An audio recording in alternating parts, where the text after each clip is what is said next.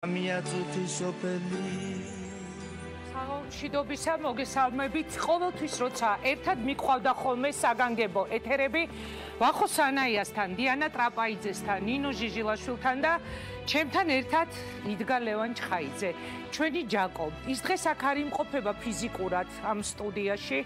აი მისი ერთ-ერთი სკამი აქ, რომელიც დგას ცარიელია, მაგრამ დღეს სწორედ ისა ამ გადაცემის მთავარი წამყვანიც, მთავარი პროდიუსერიც და მთავარი სტუმარიც. ჯაკო, მადლობა შენ რომ იყავი.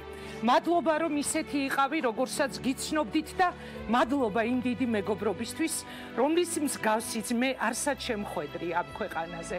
არ გემშვიდობებით, ადრე თუ გვიან შევხვდებით. მანამდე კი სულ გაგვყვება შენი მეგობრობის დიდი სიყვარული. მე დღეს ამ ეთერიდან მინდა ვუთხრა მადლობა ლევან ჩხაიძის ოჯახს, მის დას, მის მშობლებს, ქალბატონო ია და ბატონო ზურაბ.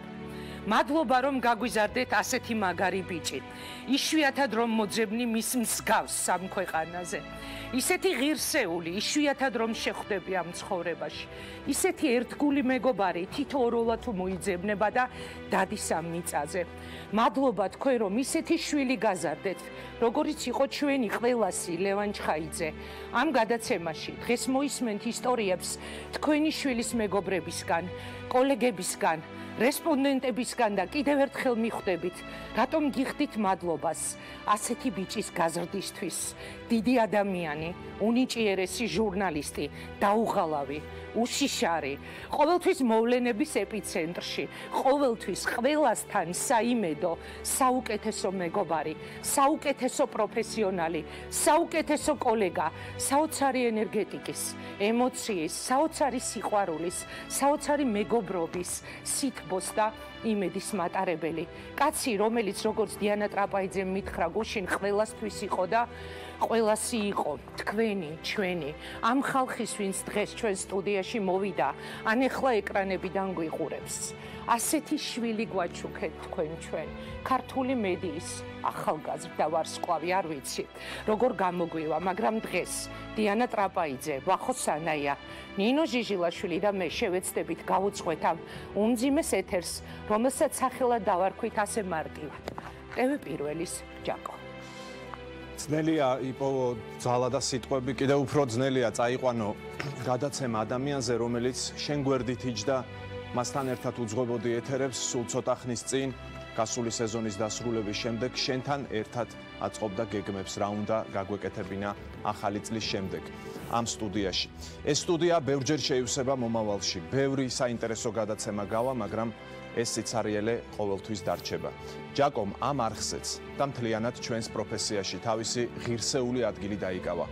უკვე პროფესიონალმა, რომელიც ჩვენ თვალწინ მუდმივად დღითი დღე იზრდებოდა. ის დაგვაკლდება როგორც პროფესიონალი და როგორც მეგობარი. დღეს ჩვენ მოგიყვებით ლევან ჩხაიძეზე, რომელსაც კარგად იცნობდით ტელეეკრანიდან და ლევან ჩხაიძეზე, რომელსაც თქვენ ყველანი თავიდან გაიცნობთ. ამ დღეებში და აქაც ითქვა ჩვენმა კოლეგამ დიანა ტრაპაიძემ თქვა, რომ ყველას თავისი ჯაკო ყავდა. მოусმინეთ აქ შეკრებილ მეგობრებს, კოლეგებს, რესპონდენტებს და თქვენ ამაში თავად დარწმუნდებით. და კიდევ ერთხელ, კიდევ ერთი გეტყვით იმას, რასაც ვერავინ შეამჩნევდით ჩემი და ჯაკოს გარდა. მე როგორც ჩაცმის საკითხში ცოტა დაუდევარი ადამიანი, ხშირად პარავდი ჯაკოს პიჯაკებს და შემდეგ ეთერში აღმოაჩენდა, რომ მისი პიჯაკით მიმყავდა გადაცემები. დღესაც ასეა, დღეს უბრალოდ მივედი, ავიღე ჯაკოს პიჯაკი და ჩავიცვი და ეს ჩემთვის უკვე ძალიან დიდი პატივია. აი ეს ლურჯი პიჯაკი, რომელიც დღეს ვახოს აცვია, მეც კი მეცვა, როდესაც დიდი ღომში ტრაგედია მოხდა, მოულოდნელად შევედი ეთერში და მოვძებნე ქვემოთ ოთახში ჯაკოს ლურჯი პიჯაკი და ჩავიცვი. ის მართლაც განსაკუთრებული ადამიანი იყო, მართლა ყველასი იყო და ყველასთვის იყო. ყველას გვეგონა, რომ ჩვენ რაღაც განსაკუთრებული ურთიერთობა გვქონდა მასთან, რადგან მე მაგალითად ალბათ ყველაზე ადრე გავიცანი იმ ხალხის სიაში ვარ, ვინც იმეჯში რადიო ჯაკოდან გადმოსვლის შემდეგ გაიცნო, თუმცა მივხვდი, რომ მას ასეთი განსაკუთრებული ურთიერთობა ჰქონდა ძალიან ბევრ ადამიანთან. ის დღის ამბებს, რომელსაც ჩემთან ერთად უძღვებოდა, ასე იწყებდა ხოლმე, რომ TV პირველის გუნდი და მე ლევან ჩხაიძე წარმოგიდგენთ და ცოტა ხნის წინ ჩვენმა კოლეგამ თიკო ლევანიშვილმა მითხრა, რომ საეთეროში რეჟისორები ასე ამბობენ, რომ ჯაკო განსაკუთრებული იმითაც იყო, რომ მისთვის ჯერ გუნდი იყო და მერე საკუთარი თავი, რომ ასე გადაცემას არავინ იწყებდაო და TV პირველის გუნდისთვის მინდა უთხრა მაყურებელს, რომ ახლა ძალიან რთული დღეებია, მაგრამ ჩვენ მაყურებლისთვის ჩვენ მუშაობას ვაგრძელებთ და ხვალიდან მე გეტყვით, რომ TV პირველის გუნდი და მე წარმოგიდგენთ დღის ამბებს. ჯაკო, მე მაესტროში გავიცანი, მოვიდა თუ არა რამდენიმე დღეში უკრაინის მაიდნის ამბების გასაშუქებლად წავიდა, უпростоრად ისე გაიქცა, რომ უსაფრთხოების ჟილეტი და ჩაფხუტი გზაში დავაწიეთ. უძლიერეს რეპორტაჟებს საგზავნი და იქიდან რისკიანს, გასაგებს, საინტერესოს. მართალი გითხრათ, ჯაკო, მე მაშინ აღმოვაჩინე და აღარც არასდროს დამიკარგავს. ერთი წლის წინ კი ეს კარგი ბიჭი უდიდესი ენთუზიაზმით უკვე TV პირველს შემოგვიერთა და ძალიან შეგვავსო, ძალიან გაგვახალისა, გაგვაძლიერა და მე ასე უცებ გამოგვეცალა უცაბედი სიკვდილით. დღეს ჩვენ ჯაკოს გავიხსენებთ, ყველა ერთად მოვისმენთ იმ ამოუწურავ ისტორიებს, რომელიც თურმე მას ულევად ჰქონდა მისი დიდი სამეგობრო რესპონდენტები და ჩვენ ჯაკოს გარეშე თქვენ წინაშე TV პირველის ეთერში. ძალიან დიდი მადლობა მეგობრებო ყველას.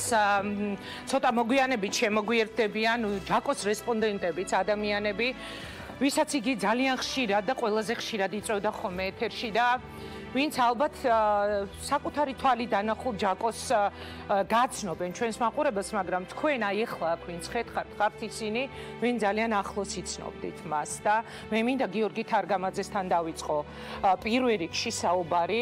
მადლობას არ გადაგიხდით არც ერთს აქ მობრძანებისთვის, იმიტომ რომ თითოეული